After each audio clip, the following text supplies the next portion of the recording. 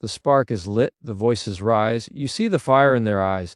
They throw a stone, they launch a dart, and aim it straight toward your heart.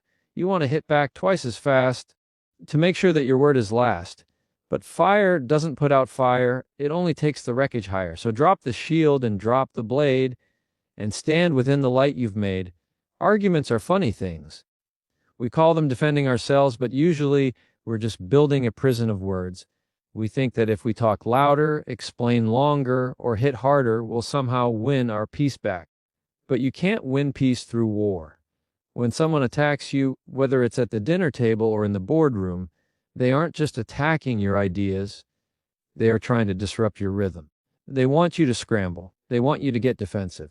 Because the moment you start defending yourself, you've already accepted the role of the accused. Today, I want to show you how to stop being the defendant and start being the authority. The very first thing you do when someone throws a verbal punch is nothing. You audit, you check your breathing.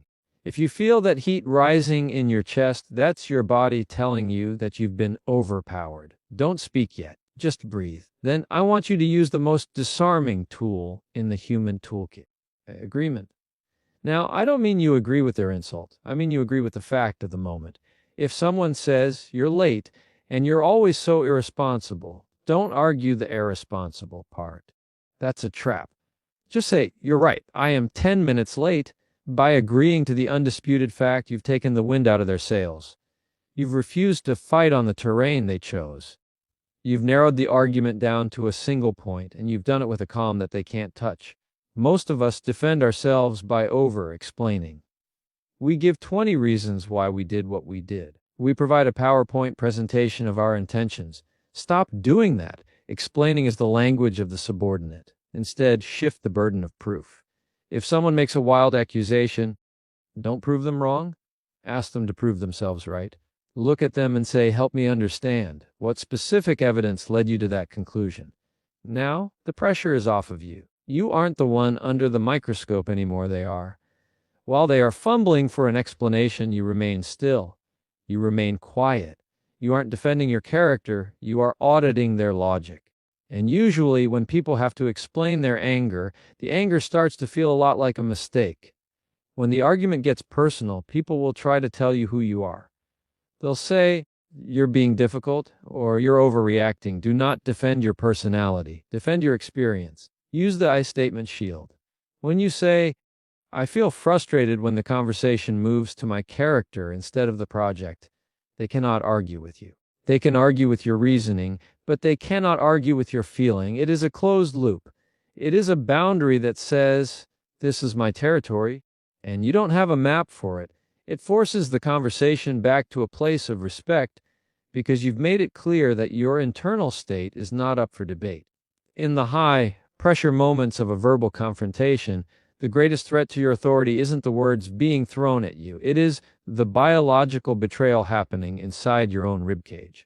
Most of us view an argument as a battle of wits or a clash of logic, but before a single syllable is uttered, the body has already declared a state of emergency. This is the physiological reality of the defensive crouch.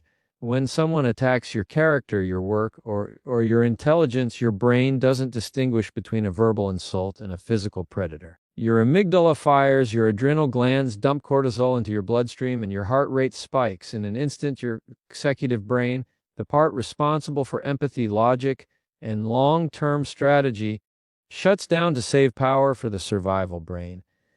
This is why, in the heat of a disagreement, you often find yourself saying things you later regret, or worse, losing your ability to speak clearly altogether. You aren't defending an idea anymore, you are reacting to a perceived threat to your existence.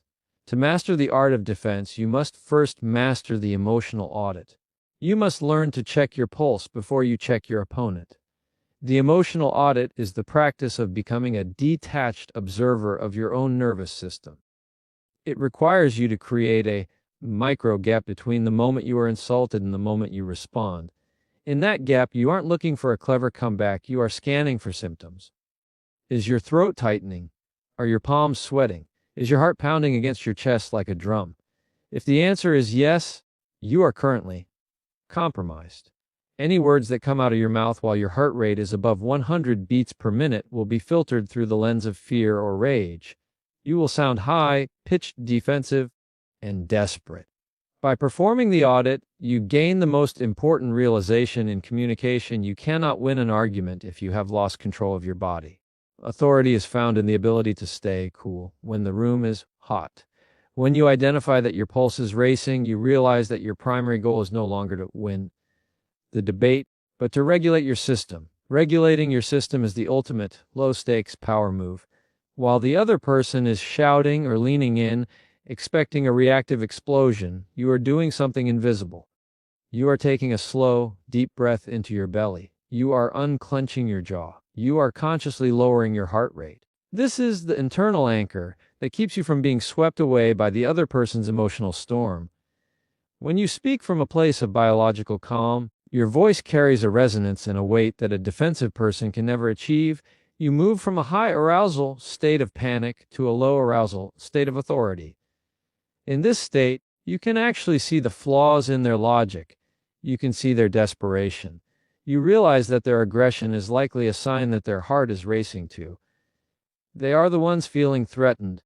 You are the one performing the audit. This shift in focus, from what should I say to how is my body reacting, is the secret to unshakable confidence. It removes the victim energy from the interaction. A victim is someone who is at the mercy of their environment. A sovereign individual is someone who manages their internal environment, regardless of the external noise. When you refuse to let your heart rate dictate your response, you are taking ownership of the interaction.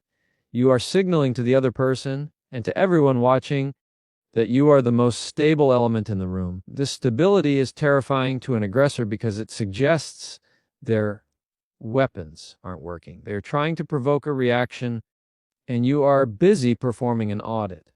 By the time you finally do speak, your words will be surgical, calm, and devastatingly effective because they are backed by the full power of a regulated mind. You aren't just defending a point, you are demonstrating a level of self-mastery that makes the argument itself feel small and unnecessary.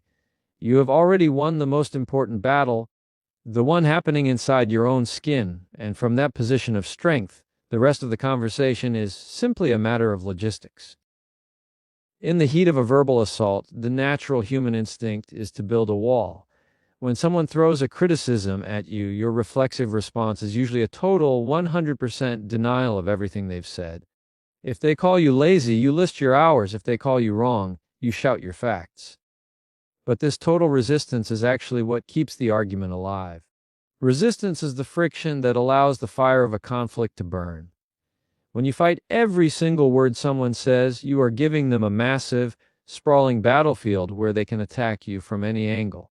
You become exhausted trying to defend 10 different fronts at once. To reclaim control, you must stop resisting and start filtering. You do this through the agree to the fact maneuver.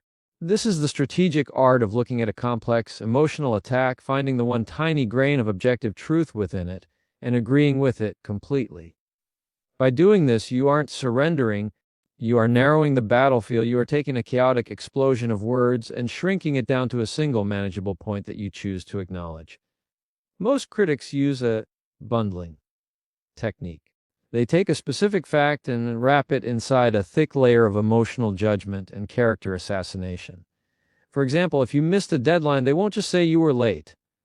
They will say, "You're late again because you don't care about this team and you're fundamentally unreliable." The nice person tries to argue the don't care and the unreliable parts, which are subjective and impossible to win. The authoritative person